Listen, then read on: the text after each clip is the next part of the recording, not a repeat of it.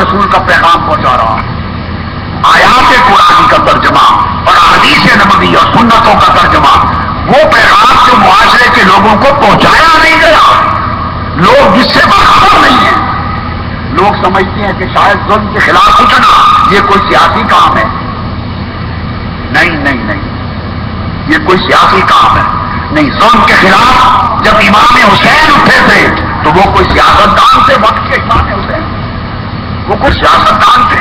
ارے سیاستیں اور سلطنتیں حسین کے جوڑوں کی دودھ پر قربان کی، وہ کروڑوں سلطنتوں کے مالک، اگر ایک ٹھوکر مار دیں حسین تو کروڑ یزید کی سلطنتیں ختم ہوتا ہے۔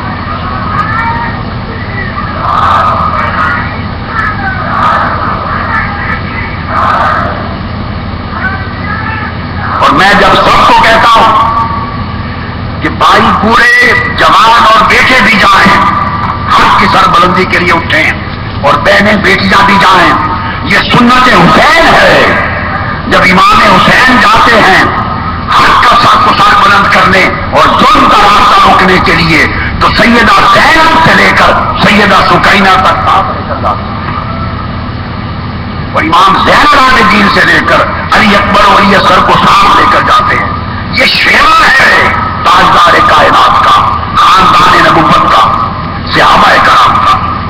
اس لیے کہ یہ ہر ایک کا فرض ہے، ہر ایک سے پوچھا جائے گا، مرد سے بھی اور عورت سے بھی، جوان سے بھی اور بوڑھے سے بھی، ہر ایک سے پوچھا جائے گا کہ تمہارے سامنے ظلم ہوتا رہا، گھر میں بیٹھ کر چولہے پر تو برا بھلا کہتے تھے، مگر باہر نکل کے اس ظلم کے خاتمے کے لیے میرے حکم کو آگے بڑھانے کے لیے تیار نہ تھے۔ فرمایا کہ جس قوم میں گناہ ہو رہے ہوں، ظلم اور زیادتی ہو رہی ہو، ثم یقدرون علی ان یغیروا ثم لا یغیروا، ان کے پاس اگر وہ اکٹھے ہو جائیں تو طاقت بن جائے، وہ ظلم کا خاتمہ کر سکتے ہیں۔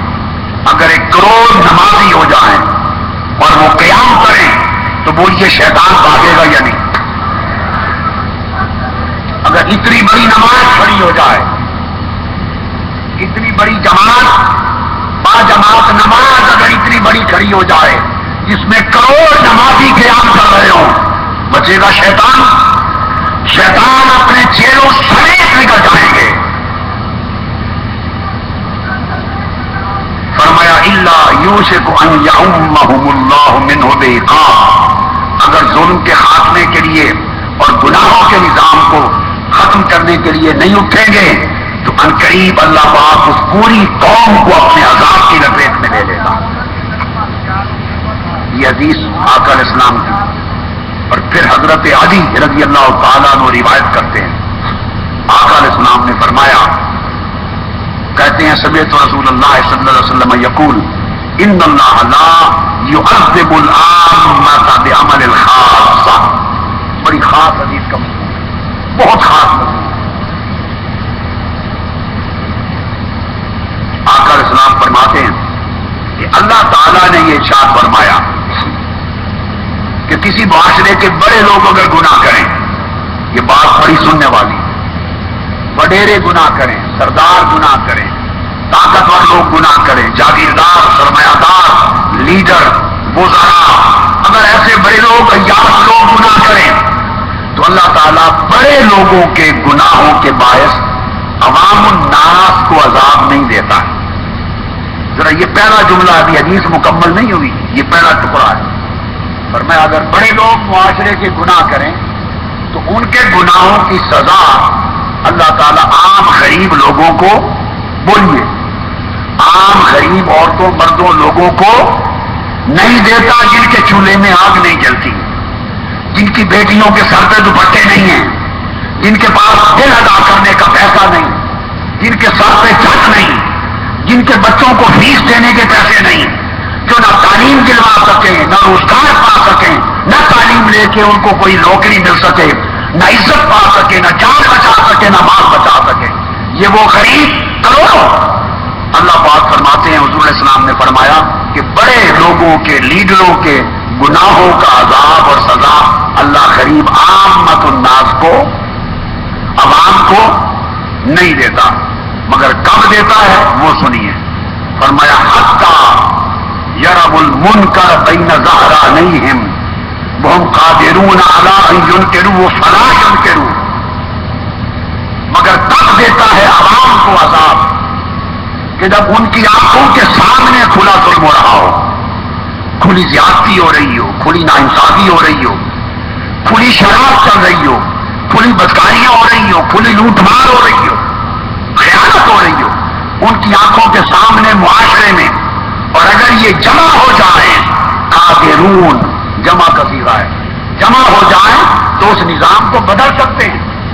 اس بدی کو مٹا سکتے ہیں، اس ظلم کا خاتمہ کر سکتے ہیں، مگر فلا ینکروا، نہ جمع ہوتے ہیں نہ بدی کے خلاف کھڑے ہوتے ہیں۔ جب وہ بدی کے خاتمے کے لیے کھڑے نہیں ہوں گے تب اللہ تعالیٰ ان کے گناہوں کا عذاب بھی عوام کو دے دے گا۔ عوام کو جو عذاب ملے گا وہ گناہ کرنے کا نہیں، بلکہ بڑوں کے ظلم کو نہ روکنے کا، کہ اگر اکٹھے ہو جاتے تو مل کر اتنی بڑی طاقت بن جاتی کہ معاشرے سے ظلم کا خاتمہ کر دیتے۔ چونکہ انہوں نے یہ فرض ادا نہیں کیا، اس کی وجہ سے گناہ ہوگا۔ فَإِذَا فَعَلُوا ذَلِكَ عَذَّبَ اللَّهُ الْخَاصَّةَ وَالْعَامَّةَ، پھر جب اللہ عذاب اتارتا ہے تو پھر خاص بھی رگڑے جاتے ہیں اور عوام بھی رگڑے جاتے ہیں، پھر اللہ پاک کسی کو نہیں چھوڑتا، عذاب سب کے لیے ہوتا ہے۔ حضرت عمر بن عبد العزیز رضی اللہ تعالیٰ انہوں نے بیان کیا، وہ فرماتے ہیں کہ ہم صحابہ کرام سے سنتے تھے اور ائمہ اہل بیت سے سنتے تھے، آقا علیہ السلام کے زمانے سے یہ بات ہر ایک کی زبان پہ تھی، اور وہ کیا کہ ان اللہ تبارک و تعالی لا يعذب العامة بذنب الخاصة، کہ اللہ تعالیٰ ویسے ہی بڑے لوگوں اور خاص لوگوں کے گناہوں کا عذاب اور ان کے جرائم کا عذاب اور سزا عوام کو نہیں دیتا، اور اگر دیتا ہے تو صرف اس شرط سے دیتا ہے ولکن اذا امن المنکر جہارا استحق العقوبۃ کلہم، جب معاشرے میں کھلے بندوں زیادتی ظلم اور گناہ ہونے لگے،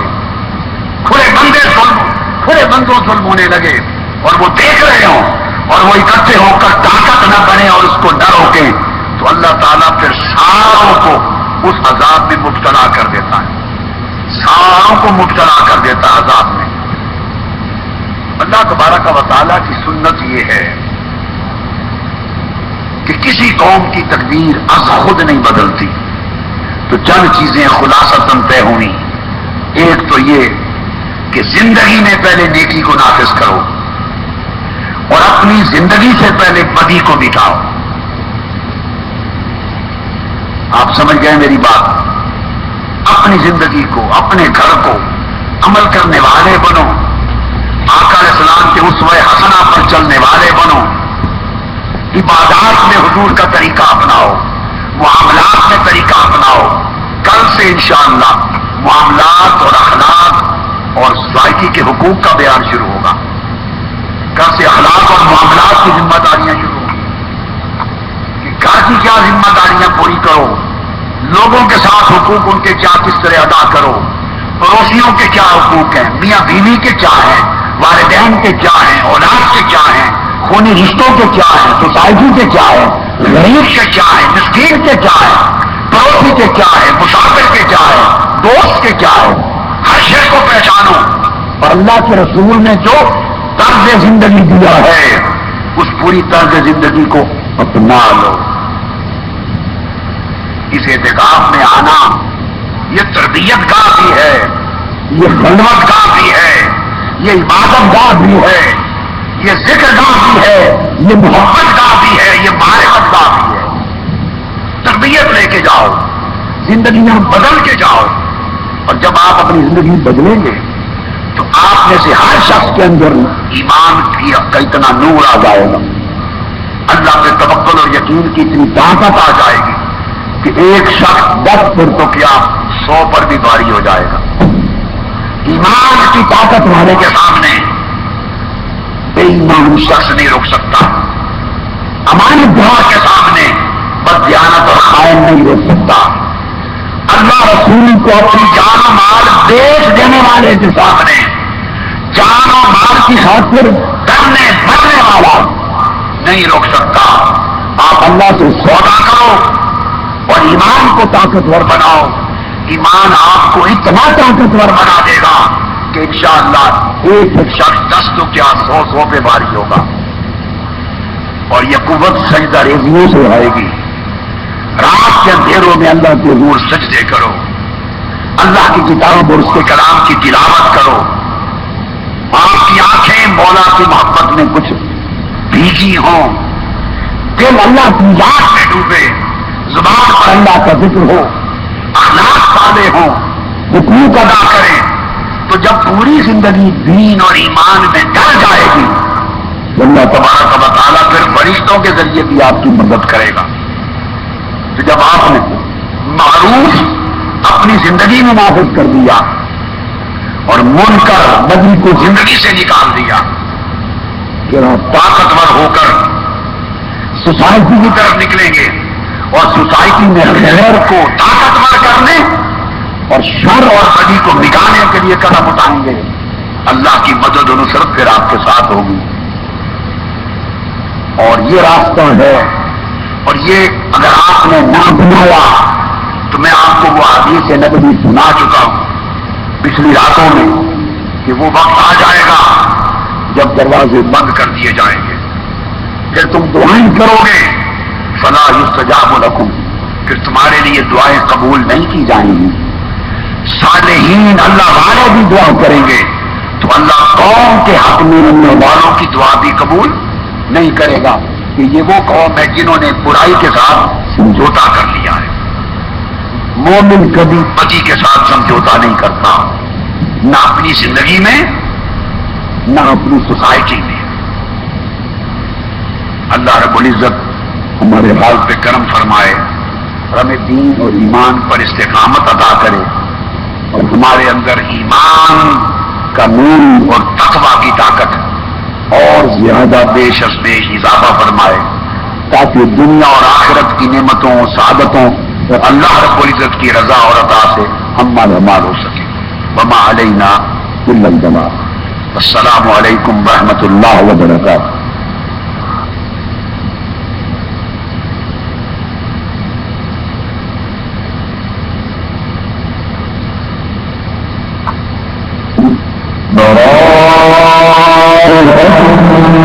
من الله ورسوله إلى الذين عاهدتم من المشركين.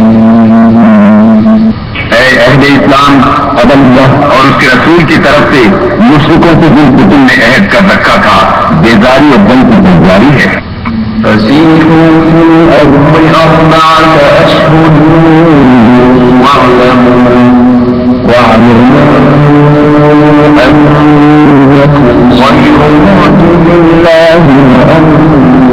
الله يخزي الكافرين. تو مشرکو تم زمین میں چہر نہیں چل پھر لو اور جان رکھو کہ تم اللہ کو عاجز نہ کر سکو گے, اور یہ بھی کہ اللہ کافروں کو رسوا کرنے والا ہے. وأذان من الله ورسوله إلى الناس يوم الحج الأكبر أن الله بريء من المشركين ورسوله وإن تبتم فهو خير لكم وإن توليتم فاعلموا أنكم غير معجز الله وبشر الذين كفروا بعذاب أليم. اور حج اکبر کے دن اللہ اور اس کے رسول کی طرف سے لوگوں کو آگاہ کیا جاتا ہے کہ اللہ مشرکوں کو بیزار ہے اور اس کا رسول بھی ان سے دستبردار ہے.